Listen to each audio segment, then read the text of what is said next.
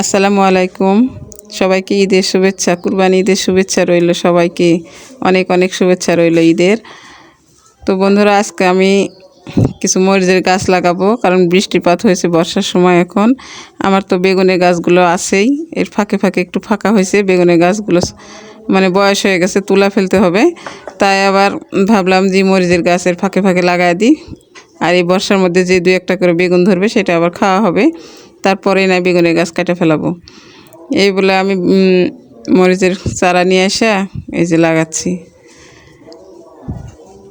আসলে নিজের কাজ নিজে করাই ভালো, তাই আমার কাজ আমি সব সময় করি। সময় মতো সব কাজ না করলে হয়তো কাজের কোনো ভালো মন্দ পাওয়া যাবে না। মনে করেন এমন সময় আছে কাঁচামরিচ কিনতে গেলে অনেক টাকা দাম, আর বাড়িতে থাকলে একটা মন চাইলে একটা খেলাম, দুইটা মন চাইলে দুইটা খেলাম, না হলে অনেকগুলো খেলাম। বাড়িতে থাকলে তো কোনো সমস্যা নাই। তাই আমি সব সময় আমার বাড়ির সামনে যেটুকু জায়গা আছে এর মধ্যে আমি সবজি করি। এতে করে আমার ফ্যামিলিতে আমি চলতে পারি। আমার বিক্রি করতেও হয় না, আবার কিনে খাইতেও হয় না। এর মধ্যে টুকটাক করে আমি কিনে তুলে তুলে খাইতে পারি। তো গাছ গাছালি লাগানো সবার মন চায় না, হয়তো মাটি কাদা ভরে সেই সবাই লাগাতে চায় না, কিন্তু আমার খুব ভালো লাগে গাছ লাগানো, আবার ফসল ফলানো, তারপরে ফুলের গাছ লাগানো, সবজির গাছ লাগানো, আপেল কমলা তো নাই, আম কাঁঠালের গাছ লাগানো, এগুলো যে কোনো ধরনের ফলমূল এর গাছ হলেই আমাকে লাগাতে অনেক ভালো লাগে। আবার লাগায় নিজের গাছের ফলমূল খাওয়া একটা তৃপ্তি আলাদা। তো এই যে দেখতেছেন আমার স্বামী বসে আছে, ওর তো খালি বসে থাকাই কাম। আল্লাহ একটা কী অসুখ দিল, সারাদিন খালি বসে থাকা শুয়ে থাকা ছাড়া আর অন্য কোনো কাজ নাই। আল্লাহ তার রেস্টের, এই দুনিয়াতে রেস্ট করবার পাঠাইছে হয়তো, সে খালি রেস্ট করবে আর আমি খালি কাজ করব। তাও কোনো দুঃখ নাই, যদি আল্লাহ এইভাবে তাকে রাখে, তাও সুস্থভাবে সবলভাবে যদি রাখে এইভাবে, তাও আমি খুশি। তার পাশে আমি সারা জীবন এইভাবে খুশি হয়ে থাকতে চাই। আমি কাজ করব, আল্লাহ আমার কাজে উন্নতি দিক, আমাকে আল্লাহ আলো ভালো শক্তি দিক, বুদ্ধি দিক, আমি এভাবে কষ্ট করে চলবো। আমার স্বামীকে যেন আমি ভালোভাবে খাওয়াতে পারি, পড়াতে পারি, ওষুধ খাওয়াতে পারি, তার সেবা করতে পারি। এটাই আমি খুশি। আল্লাহর কাছে শুধু আমার এটাই চাওয়া, আর কিছু চাওয়া নাই। ওই যে আমার স্বামীকে আবার জিজ্ঞেস করতেছি মরিচের গাছ এখানে লাগালে এটা হবে, কারণ এই গাছটা অনেক বড় হয়ে গেছে, বড় গাছ তো আবার হতে চায় না। তা বলতেছে যে হ্যাঁ হবে, লাগাও তুমি। তাই আমি লাগাচ্ছি। আবার আমার বাড়ির সামনে অল্প একটু জায়গা, তাও দেখেন লিচুর গাছ, পেয়ারার গাছ, কলার গাছ, আমের, কাঁঠালের, তারপরে ফুলের গাছ, আবার এই বেগুনের কয়েকটা গাছ লাগাইছি, আবার এই যে মরিচের গাছ লাগাইতেছি।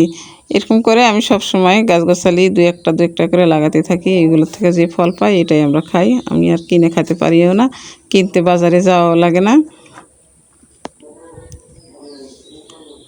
যার ভাগ্যে আল্লাহ যা লিখে রাখছে তাই তো হবে। আমার ভাগ্যে হয়তো এইভাবে লিখে রাখছে, তাই আমি এইভাবেই কাজকাম করে সংসারে আয় ব্যয় করে, একবার মেশিনের কাজ করি, একবার রান্না করি, একবার আমি ঘর দুয়ার ঝাড়নুড়ি করি, আবার স্বামীর সেবা করি, ডাক্তারের কাছে যাই, বাজার করি, আমার মেশিনে সুতা বোতাম যা লাগে এগুলো কিনি।